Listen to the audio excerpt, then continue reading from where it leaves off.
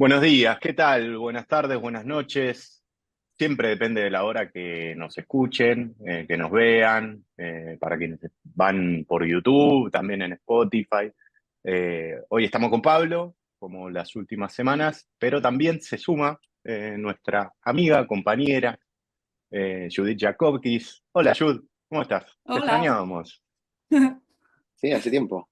Hace Acá tiempo. estamos, sí, acá estamos. Creo que es el cuarto diálogo que tenemos en este nuevo formato en donde decidimos hacer una avanzada radical por desencriptar cada vez más el conocimiento académico y tratar de bajarlo a un lenguaje llano, a un lenguaje claro, a que sea lo más conversación posible, diálogo. Eh, Pablo, que te gustan un poquito más las formalidades, ¿querés hacer alguna intro de algo o ya nos ponemos a charlar acá? No, no, no, no, no, no. O sea, me gustan las formalidades cuando corresponde y las informalidades cuando corresponden, pero ahora la formalidad era hacer ahí, porque claro, yo hice una colaboradora histórica de Educar con Sentido,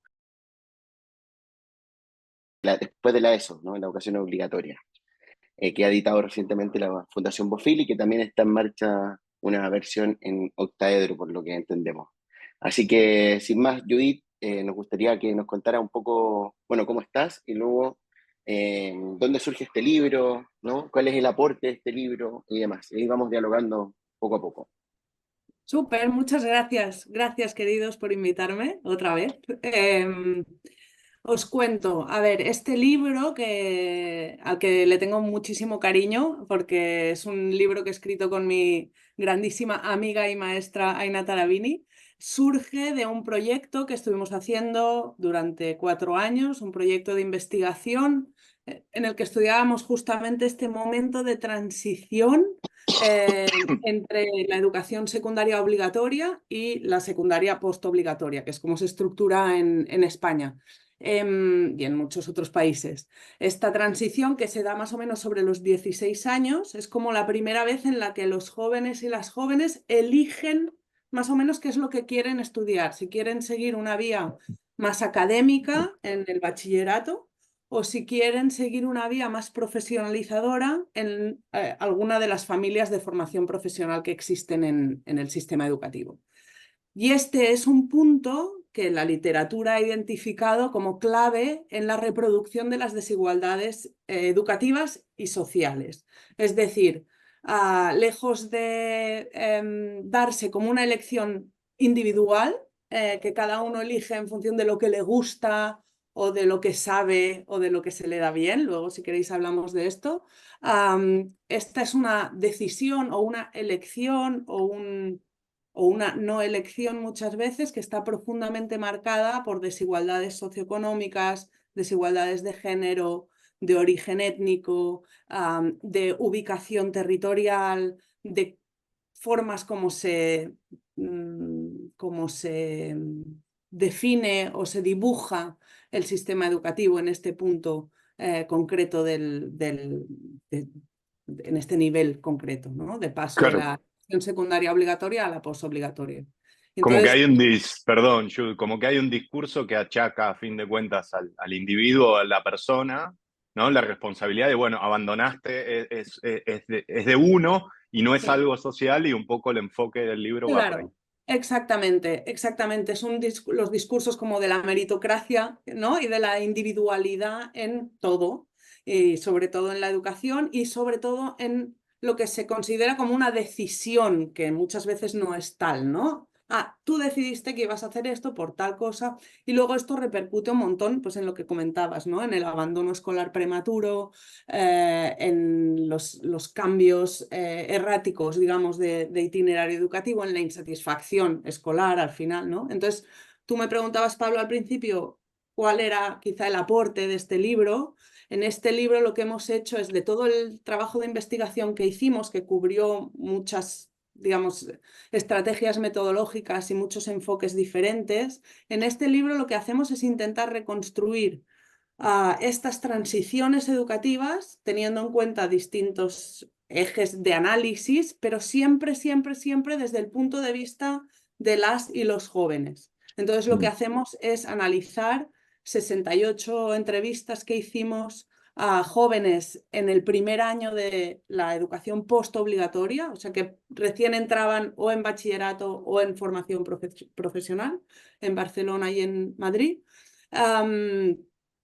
y intentar ver cómo experimentan y cómo explican esta transición teniendo en cuenta pues, las características de la oferta o la relación con los profes o distintas dimensiones que consideramos en el análisis, pero siempre desde su punto de vista. Claro. Genial. Hablemos, bueno, dale Ezequiel, tú. Dale, Hay varias dale. preguntas, Métele. pasamos. Métele. No, porque veía que el libro tenía un orden que era bien singular, porque era bien directo, no muy analítico, porque planteaba directamente cada apartado factores, ¿no? Factores sistémicos, factores escolares, factores relacionales de este fenómeno. Entonces, para no hacer toda una descripción del libro, sí, por ejemplo, si nos pudieras tirar así como unas líneas de cuáles son los principales factores sistémicos, ¿no? A nivel de estructura, para explicar estos tránsitos en el alumnado. Vale, sí, aquí lo que analizamos un poco es un concepto que se ha trabajado bastante en la literatura de la educación y de las transiciones al mercado de trabajo, sobre todo, que son cómo se definen las estructuras de oportunidad. Nosotras aquí lo que hacemos es intentar ver no cómo se definen a nivel sistémico, luego os explico un poco, sino cómo se experimentan estas estructuras de oportunidad. Las estructuras de oportunidad tienen que ver con las condiciones materiales, institucionales, simbólicas en que una persona vive, elige, se desenvuelve, etcétera, etcétera. Por ejemplo, si en tu ciudad o en tu pueblo hay o no hay oferta de una rama específica de formación profesional. Esto define las oportunidades que tú tienes reales de elegir esta rama, para poner un ejemplo muy, muy sencillo. Pero luego hay otras cosas que tienen que ver con cómo se experimenta esta estructura de oportunidad, que es, por ejemplo, si en mi ciudad hay una rama de formación profesional que a mí me gustaría hacer, pero está en la otra punta de la ciudad, el discurso de la política suele decir que en esta etapa educativa, cuando tienes 16 años, te da igual moverte por la ciudad. Pero eso no es verdad.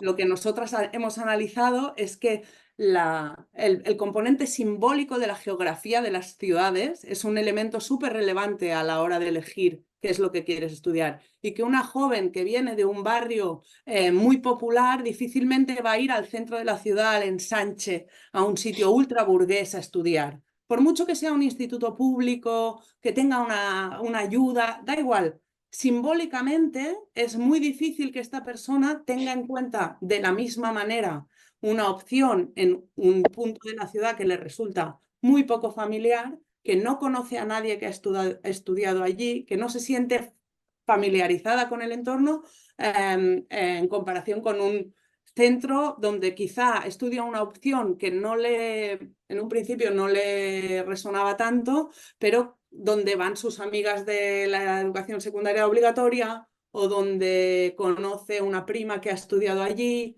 o que le queda al lado de su casa al final, ¿no? Y ahí hay componentes que son materiales, económicos, de conexión, de transporte, de oferta, de cómo se distribuye la oferta de las distintas opciones en un territorio, pero también hay otros condicionantes que son simbólicos, ¿no? Cómo interpretamos, cómo experimentamos los territorios, cómo experimentamos la ciudad, cómo experimentamos. Entonces, en el plano de factores sistémicos, por decirlo así, lo que hemos tenido fundamentalmente en cuenta es, por un lado, la distribución, cómo se entra al sistema de postobligatoria, es decir, qué oferta hay, dónde está esta oferta, si es pública, si es concertada, en qué edificio se da. Muchas veces es como que minimizamos el impacto que tiene el cambio de un centro educativo para una niña, un niño, un joven de 16 años, ¿no? La mayoría de la oferta en Cataluña de bachillerato está conectada con la oferta de la educación secundaria obligatoria. Se da en el mismo centro, con los mismos profes y normalmente con los mismos compañeros.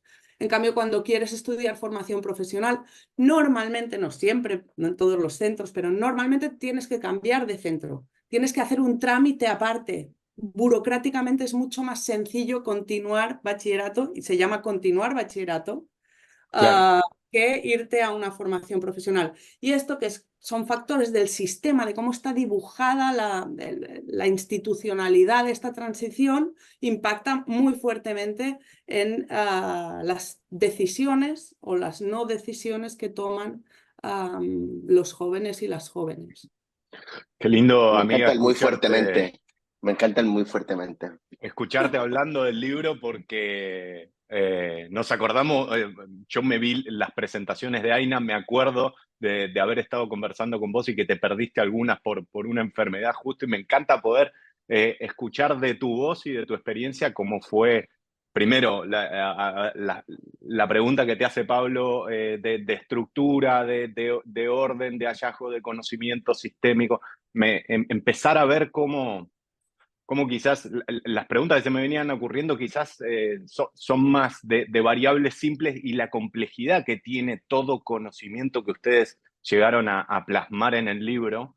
Pero en esa línea yo quería preguntarte más a vos como persona investigadora que está hace tantos años estudiando temas de segregación.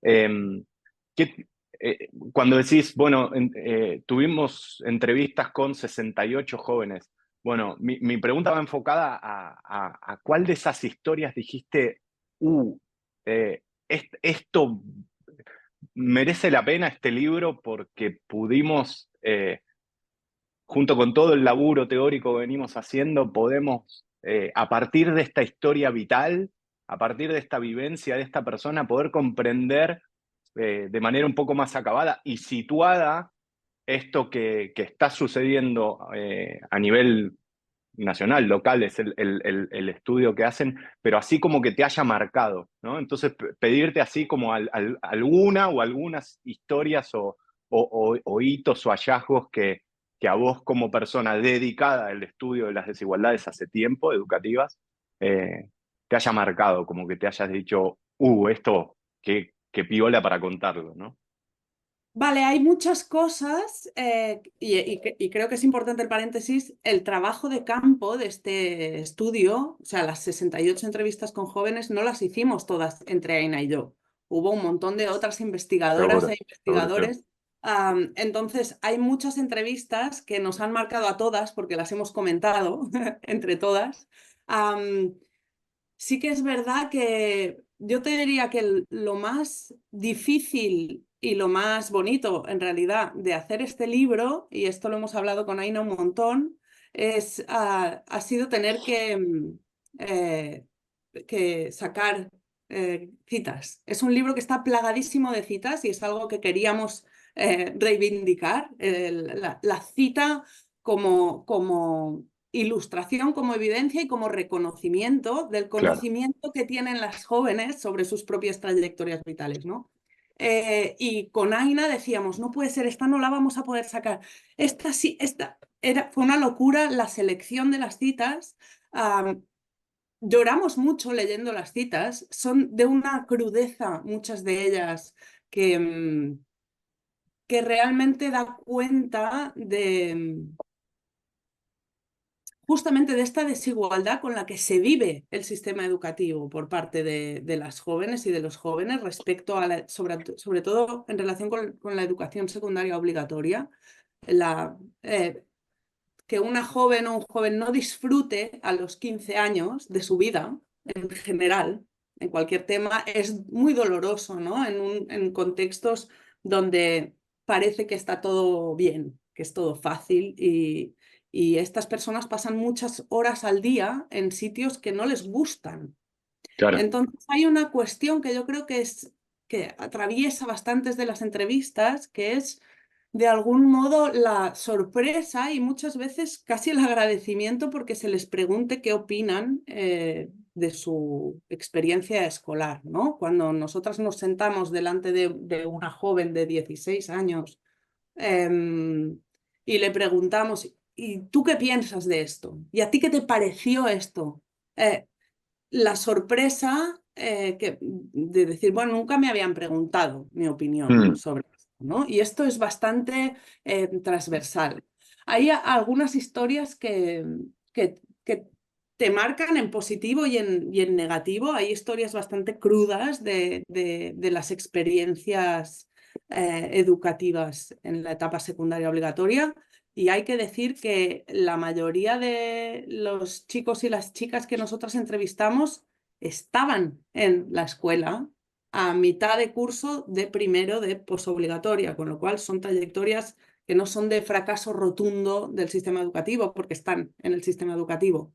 Muchas de ellas se han cambiado de estudios ya una o dos o tres veces, son trayectorias poco lineales. A mí hay algunas que me emocionan por la capacidad que tenemos muchas veces como humanas, ¿no? Que somos, de encontrarle el gusto a las cosas, ¿no? Y de decir, bueno, yo no estaba convencido, y me acuerdo de un chico en particular que estudiaba mecánica. Yo empecé bachillerato porque es lo que había que hacer, porque mis amigos iban ahí, porque era el que estaba cerca de mi casa, y cuando llevaba medio año me di cuenta que yo ahí no hacía nada y me apunté a mecánica de vehículos, electromecánica de vehículos. Y a mí no, porque no me gustaban mucho los coches, pero pensé, bueno, aquí conozco a una persona que estudia aquí, me dijeron que este centro está bien, bla, bla, bla, bla. Y entonces decía, y estando con las manos puestas y con la cabeza puesta en lo que estoy haciendo, me di cuenta de que me gusta mucho esto que hago. Y aquí hay una cuestión que también marcamos, digamos, desde un punto de vista más analítico, que es muy difícil que una persona pueda elegir algo que no conoce. Y que en la secundaria obligatoria, como en todo, ¿no? Hay que limitar lo que se conoce. Es muy limitada el campo de experimentación que hay, por ejemplo, ¿no? Y por Claro. eso muchas veces se reproducen muchas de las elecciones a nivel social, porque una persona que no conoce, yo qué sé, la química, no conoce a nadie que estudió química, no conoce a nadie que estudió en la universidad, no conoce a nadie que le fue bien en las matemáticas, muy difícilmente va a elegir, aunque se le dé bien, aunque le guste, aunque no sabe si le gusta porque nunca lo probó, por ejemplo, muy difícilmente va a elegir aquello, ¿no? Entonces, esto es especialmente fuerte en las elecciones de formación profesional, porque la experimentación que hay en secundaria, o sea, la educación en secundaria es muy académica o academicista. Entonces hay muy poco espacio para que las jóvenes puedan conocer qué se hace en la formación profesional, a menos que tengan familiares que hayan estudiado hermanos. Me estoy yendo, ya sé que me preguntaste por No, pero está perfecto. entrevistas concretas. Porque encima aparece la dimensión de lo que me gusta, de mis intereses, pero también me imagino que quizás hay mucho espacio para, ni siquiera puedo pensar en lo que me gusta o me interesa. No sé, no me veo capacitado o capacitada o como decís vos, ni siquiera sé qué hay, ¿no? Claro, aquí hay otro de los discursos, ¿no? Si antes hablábamos de la meritocracia y de las elecciones individuales, hay mucho discurso vinculado a lo innato del gusto. Es que el gusto es Claro, innato. A esta persona se le dan bien las matemáticas porque innatamente se le dan bien las matemáticas. Bueno, si fuera así, si fuera tan innato, las pautas de reproducción en las elecciones que hacen los jóvenes y en los resultados educativos de los jóvenes no serían las que vemos, ¿no? Que sacan mejores resultados las clases medias, las niñas, los niños sacan peores resultados, las clases trabajadoras eligen más la formación profesional. Esto no es innato. Esto tiene que ver con la familiaridad, con lo que conocemos, con lo que no conocemos, con lo que está valorado o no está valorado, con la prisa que tenemos como generación por introducirnos en el mercado de trabajo porque nuestra familia lo necesita, por lo genérico del bachillerato, que solo tiene sentido si vas a ir a la universidad después. Hay un montón de factores que discuten profundamente que el gusto sea innato, que la capacidad o el rendimiento sea innato. ¿Cómo nos forma el gusto un buen profe, ¿no? Yo creo que muchas de las personas que entrevistamos y muchas de la gente con la que podemos charlar, con ustedes, por ejemplo, podemos pensar en aquel o aquella profe que hizo que hiciéramos tal cosa o tal otra cosa. En mi caso, por ejemplo, hubo algunos profes concretos que me hicieron odiar las matemáticas. Y a mí me encantan las matemáticas, pero en Claro, secundaria tuve sí, unos sí, sí. profes concretos que me las hicieron odiar. Nunca pensé que no fuera buena, que eso nos lo encontramos un montón en nuestros alumnos, en nuestros jóvenes que entrevistamos, pero igual hubo otro profe que me hizo amar la historia contemporánea, amarla a un nivel de locura, ¿no? Entonces los referentes, la relación que tenemos, la forma como nos miran, lo que creen que sabemos o que podemos llegar a saber hacer, ¿no? Lo que nos abre un profe, bueno, es tan fuerte como lo que nos puede eventualmente cerrar, ¿no? Y aquí vemos un factor muy grande en las elecciones también y en la construcción de esta experiencia escolar.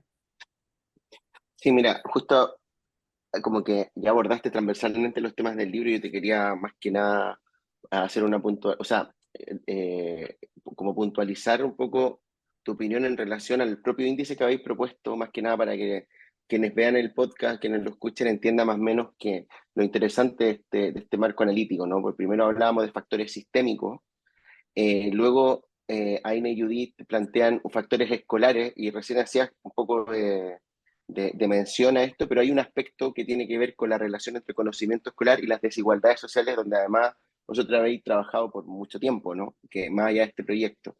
Y un tercer factor que era relacional y estaba centrado en el profesorado, que era justamente de lo que estaba hablando en este momento. Y hablabas del peso del efecto Pigmalión. Entonces, para no entrar como al detalle en cada uno de estos dos últimos apartados, sí me gustaría, por ejemplo, que profundizara o que nos dieras tu opinión sobre esta relación que hay entre conocimiento escolar y las desigualdades sociales, que evidentemente existe, pero en base a vuestro análisis, vuestras evidencias levantadas, ¿dónde está el aporte, ¿no? de vuestro proyecto en función de este ámbito que vosotros también habéis trabajado mucho tiempo? Y si nos podías profundizar también en lo que es el peso del efecto Pigmalión, en este caso en la figura del docente. Vale, súper.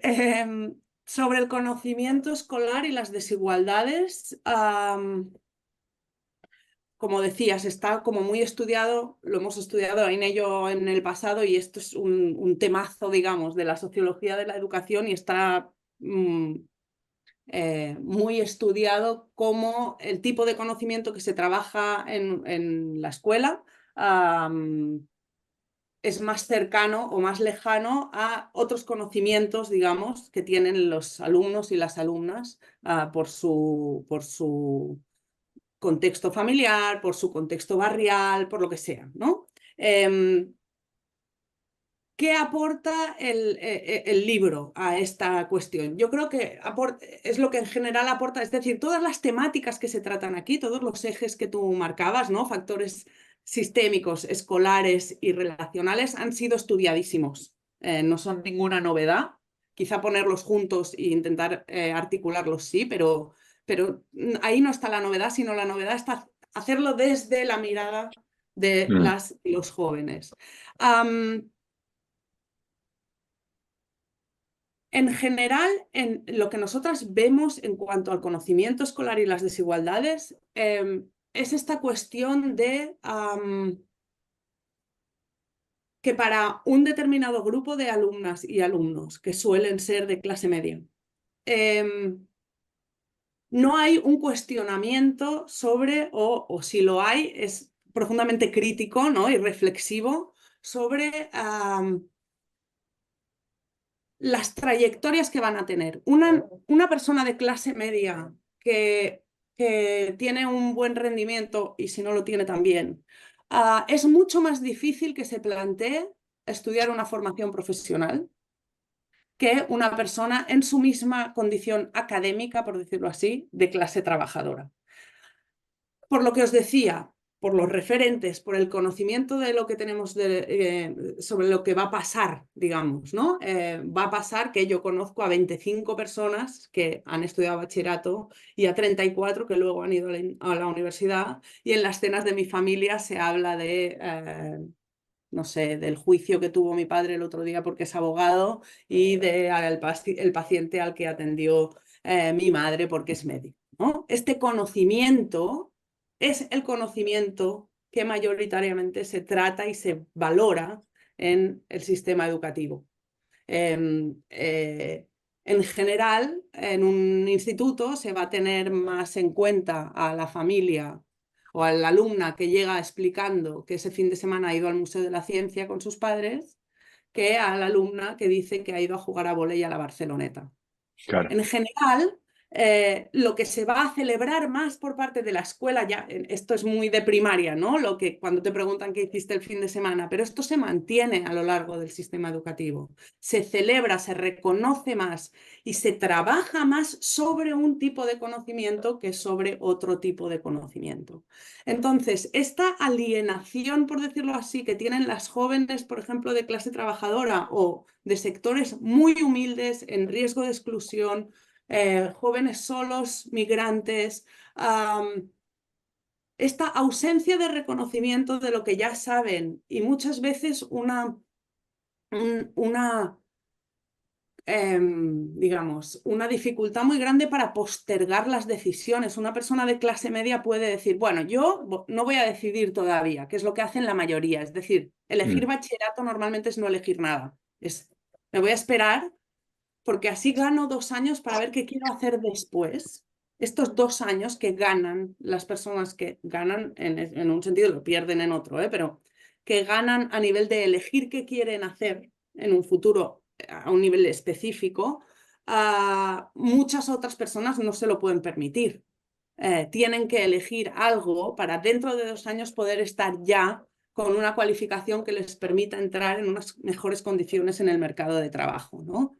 Entonces, es verdad, no hay un pensamiento tan estratégico entre las jóvenes y los jóvenes que tienen 16 años, excepto en situaciones muy puntuales donde hay unas necesidades familiares muy, muy, muy fuertes, pero sí que hay algo que sobrevuela las elecciones, que es ese desconocimiento de lo que me voy a encontrar o esa lejanía con lo que me voy a encontrar si hago bachillerato, por ejemplo, ¿no? Uy, yo es que no quiero hacer más teoría.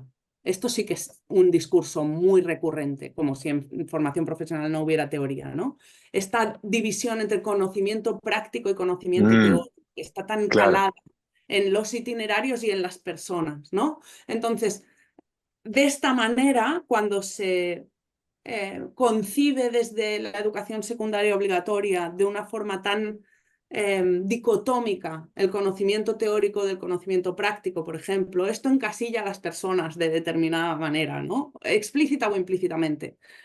Este es más práctico, este es más teórico. A Juanita se le dan bien las mates, a Pepito se le da bien el trabajo manual, como si el trabajo manual en sí fuera algo con sustancia, ¿no? Un cirujano también hace trabajo manual, por poner un Tal ejemplo, cual. ¿no? Entonces, todas estas mezclas entre cómo concebimos el conocimiento escolar, cómo concebimos los itinerarios y qué tipo de capacidades o características de las personas adscribimos a cada uno de estos conocimientos, es algo que está muy dentro de nuestra manera de funcionar y es algo que cala mucho en las jóvenes y en los jóvenes a la hora de decidir qué quieren hacer cuando pasan a la posobligatoria, ¿no? Claro, como súper sistémico. Y no sé, te escuchaba y decía, no sé, hace un tiempo veíamos que eh, esta división entre teórico y práctico, ¿no? Entre cabeza y manos, entre quienes piensan y quienes hacen, ¿no? Entre quienes piensan y quienes cuidan, ¿no? Llevado al ámbito de la salud, entre el médico que piensa y él o las enfermeras que cuidan, ¿no? Cuando vas a la raíz de pienso que es cogito, que también cuido, su raíz es cogito. Entonces, nosotros sabemos que cogito ergo sum es pienso luego existo, pero también es cuido luego existo, pero está olvidado eso, ¿no? Claro, Es algo muy global, sistémico y se relaciona con lo anterior, ¿no? Pensamos que es ese chico o esa chica y es vago, no quiso, o tomó una decisión equivocada, ¿no? Creo que un poco lo que estamos viendo es que eh, todo forma parte, el ecosistema en el que vivimos, ¿no? Muchas veces nos va empujando y nos va determinando. un montón. También, sí, tal. Claro, claro, totalmente. Sí, yo ahora hacía como una simplificación, digamos, entre teórico y práctico. Después hay un montón de jerarquías dentro de cada itinerario, por ejemplo. Claro. Dentro de cada itinerario. Es decir, ay, pero si tú eres tan lista, ¿por qué vas a hacer el social? ¿Por qué no vas a hacer el bachillerato científico? Sí, no desaproveches, claro, Es total. el desaprovechar el Sí, don natural que tú tienes para X, ¿no? Esto se ve muchísimo. O digamos, la hipermasculinización o hiperfeminización de determinadas ramas de la Ámbitos. formación profesional y cómo las elecciones contrarias a lo hegemónico son decisiones muy difíciles de sostener para las jóvenes y para los jóvenes, ¿no? Entonces, aquí se abre un campo tremendo de detalles y de matices, pero sí, la idea general sería esta. Y luego me preguntabas, Pablo, sobre las creencias docentes y el efecto Pigmalión. Sí. Otro de los temazos que está estudiadísimo, ¿no? por la literatura, por la sociología de la educación, por la pedagogía, como el trato, ¿no? Hay un montón de expectativas, de creencias, ¿no? De lo que esperamos de los demás, se transmite de miles de maneras distintas, ¿no? Se transmite con el conocimiento que te doy, con cómo nos disponemos en una clase, cómo te trato, cómo te miro, cuántas veces te doy la palabra, cuántas veces te discuto lo que dices, pero no se lo discuto a otra persona, cuántas veces te juzgo por determinadas cosas que en relación con otro alumnado ni me fijo. Las expectativas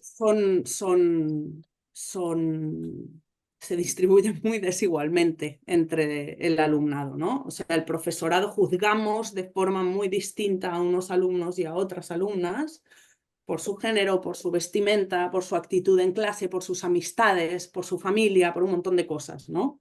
Y esto repercute en la propia trayectoria educativa del alumnado. No da lo mismo que te digan 5 veces en un trimestre, tú no vales para esto. No es indiferente a cuánto vas a valer para eso. No son independientes, no somos impermeables a la opinión de los demás. Y claro. las jóvenes y los jóvenes tampoco, y encima si se lo dicen a una persona que es un referente. Igual que cuando te dicen, tú vales para esto. Yo te voy a ayudar. Estamos aquí para ayudaros, para acompañaros. Eso es decir, no siempre, a veces tendemos como a pensarlo siempre en negativo, es igual de negativo que de positivo. Tiene un grandísimo impacto la confianza que damos al alumnado. Vas a poder porque vamos a poder. Sí, porque no estás sola, claro. Porque no estás sola, porque bueno, porque sí, y también la explicación del mundo, ¿no? Está lo de todo va a ir bien. No, no todo va a ir bien. No todo va a ir bien, pero vamos a encontrar cosas que van a estar bien dentro de cosas que no van a estar bien. Pero no vas a estar sola haciéndolo. No parte de un juicio muchas veces moral sobre lo que a mí me parece que deberías hacer o no. Entonces, esta relación, ¿no? Por eso lo poníamos aquí como factores relacionales, como lo más micro que sucede en un aula, por ejemplo, o en un centro, son fundamentales en la voz de los jóvenes para explicar las decisiones que tomaron y que los llevaron a estar en la educación posobligatoria en la que se encuentren, ¿no? Y Sí, sí, también sí, en sí. su satisfacción con esa decisión. No, muchas veces están satisfechas por haber tomado, y ves y toma, me dijo que no iba a poder y mira dónde estoy. Y ahora me gustaría volver y decirle, no era tan difícil como me dijiste. Siempre me habían dicho que esto no lo podría hacer y mira, ¿no? Y hay muchos discursos de este tipo que son terribles, ¿no? Que una Tremendo. joven de 16, 17 años tenga la necesidad de volver a su instituto de secundaria obligatoria a decirle a los profes, ¿Veis cómo sí que podía? Y nunca me dijeron que podía. Todo este tipo de construcciones que hacemos sobre lo que podemos y lo que no podemos hacer, en qué somos buenas y en qué no, esto está profundamente influenciado por lo que han creído las profes sobre nosotras, y esto está profundamente influenciado por nuestra clase social, nuestro género. Es muy difícil que una profe o un profe tenga a priori una mirada negativa sobre una alumna que venga de una familia bienestante, que tenga un círculo de amistades poco ruidosas. Todos estos factores condicionan las creencias que tenemos sobre los demás, no solo los profes, en general todo el mundo, ¿no? Estos prejuicios los... No, yo creo que, bueno, estamos terminando, pero hay cosas que dices Corriendo a que... buscar el libro, corriendo. No, bueno, ahora ponemos el link que se puede descargar abiertamente, libremente están abiertos, así que es fantástico. Pero hay una cosa que me gustaría que nos comentaras, porque la última historia que decías nos representa mucho. Yo me acuerdo cuando salí cuando entré antes de antes de pasar a la secundaria, tuve la misma sensación con una profesora y fui a decirse. Así que es un momento histórico y muy multicontextual. Y por eso te pregunto, este libro, esta investigación, que está muy centrada en Cataluña, eh, ¿qué puede aportar a otras realidades, por ejemplo, en Latinoamérica, en el resto de España, ¿no? Como una mirada local de un fenómeno, considerando que en Cataluña hay una diversidad cultural también enorme, barrial, pero ¿qué aporta, por ejemplo, para qué actores puede aportar hacia una mirada internacional del fenómeno? Súper. Bueno, decir que este libro se puede descargar en abierto, está en catalán y está pensado y escrito para un público que no sea académico, y así deseamos que pueda distribuirse, digamos. Y lo mismo va a pasar con la traducción al castellano, y aquí voy a tu pregunta, Pablo: ¿qué puede aportar? ¿Por qué pensamos que es importante traducirlo al castellano? Si bien el análisis particular de los casos, y sobre todo esto es donde se nota más, es en la primera parte, en la de los factores sistémicos, es un análisis que es muy contextual, porque las normas institucionales, digamos, son muy particulares. Sí que los elementos que se analizan son transversales, es decir, cómo se distribuye la oferta. ¿Y por qué es importante pensar cómo se distribuye la oferta para intentar entender por qué las jóvenes transitan hacia donde transitan? Esto es algo que es transversal. En todos los países hay una oferta determinada de secundaria posobligatoria, y se distribuye de una manera determinada por el territorio, y se dibujan en la cabeza, digamos, de quien dibuja los itinerarios, hay unas ideas, ¿no?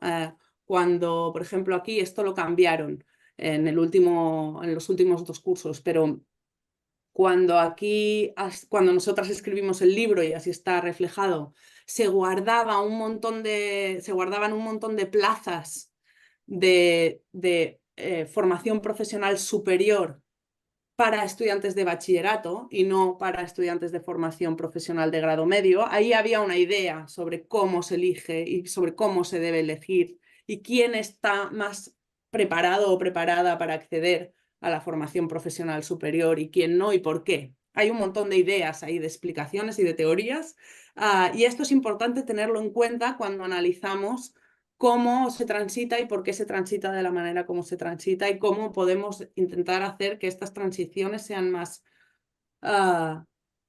digamos, abran más caminos de vida posibles a toda la población y no solo a una parte de la población, ¿no? Entonces, en los factores sistémicos, ver eso, qué peso tiene la oferta privada, qué peso tiene la oferta pública, es importante, más allá de cómo sea esto en particular en Cataluña, en este caso, ¿no? Sobre los factores relacionales y los factores escolares, lamentablemente, amigos, es demasiado común para todos esto. O sea, el itinerario academicista es lo que impera, digamos, en la secundaria obligatoria, no solo en España. En España se separa al alumnado en tracks, ¿no? En itinerarios distintos, académico y profesional, relativamente tarde para lo que es la pauta en Europa, por ejemplo, ¿no? Y lo que está demostradísimo es que cuanto más tarde se separa al alumnado por itinerarios, o sea, cuanto más comprensiva es la educación y por más tiempo, más equitativo es el sistema. Porque separar, sea por rendimiento, sea por elección, es un factor de reproducción de las desigualdades sociales. Y esto también sirve para todo el mundo, digamos, ¿no? La estructuración del conocimiento en disciplinas, en asignaturas, la fragmentación curricular, la separación, ¿no? Y la no el no contacto. Una vez elegiste una cosa, ya nunca más vas a ver de la otra. Esto, lamentablemente, es común a un montón de sistemas educativos del mundo, ¿no?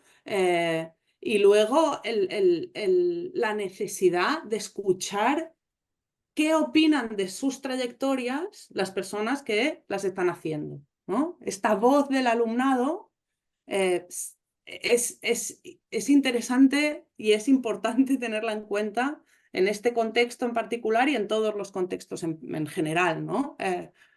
Cuando hacemos políticas de cualquier tipo, pero políticas educativas también, ¿no? Es importante tener en cuenta cuál es la imagen o el modelo de sociedad al que queremos llegar, pero también cómo viven estas políticas las personas que están adentro, ¿no? Porque a veces no Claro. tenemos en cuenta cosas que para nosotras son súper lejanas y que no sé, yo cuando empezamos a hacer las entrevistas realmente no pensé que para una persona de 16 años el barrio en donde vive y en donde estudió la secundaria obligatoria era tan determinante a la hora de elegir los estudios posobligatorios. Realmente no lo pensaba. Quizá porque vengo de un sitio más pequeño donde no hay mucha diferencia, no es tan, pero en una ciudad grande es brutal el impacto que tiene el territorio. Entonces, esto que pues a mí me parecía que no iba a ser importante y por las entrevistas que hicimos a actores políticos, que también en otra parte del proyecto se entrevistaron un montón de actores políticos, tampoco creían que fuera tan importante, pues sí que lo es. Entonces, este elemento, yo estoy segura que si vamos a hacer una investigación parecida en otro contexto urbano, va a ser parecido también el impacto que tenga para los jóvenes y las jóvenes, el barrio, el territorio, la familiaridad. Entonces, por eso creo que sí que a nivel de evidencias concretas va a haber cosas que no van a ser ilustrativas de todos los contextos, pero sí que creo que hay un montón de elementos que es importante mirar cuando pensamos en las transiciones que los lectores y las lectoras de cualquier contexto van a encontrar en el libro. Claro. Aquí parte de marketing, malísimo. No, pero Perfecto. ese gesto, esa decisión política de disponer la escucha de la voz de las jóvenes, porque muchas veces se dice darles voz. No, la voz la tiene. Hay que crear los espacios de escucha y armar libros genuinos y valientes, como el que hicieron con Aina, que realmente, nada, súper interesante todas las ideas y las historias y las interpretaciones que nos contás. Estamos recontra pasados de tiempo, porque siempre la idea iba a ser de 30 minutos, pero los intereses son así, ¿no? Yo te quería preguntar por cuestiones digitales también al respecto, cómo influencian estas jóvenes, pero vamos a tener más encuentros Sin más duda. adelante. Te vamos a tener de este lado también charlando con otras personas y seguramente lo vamos a meter.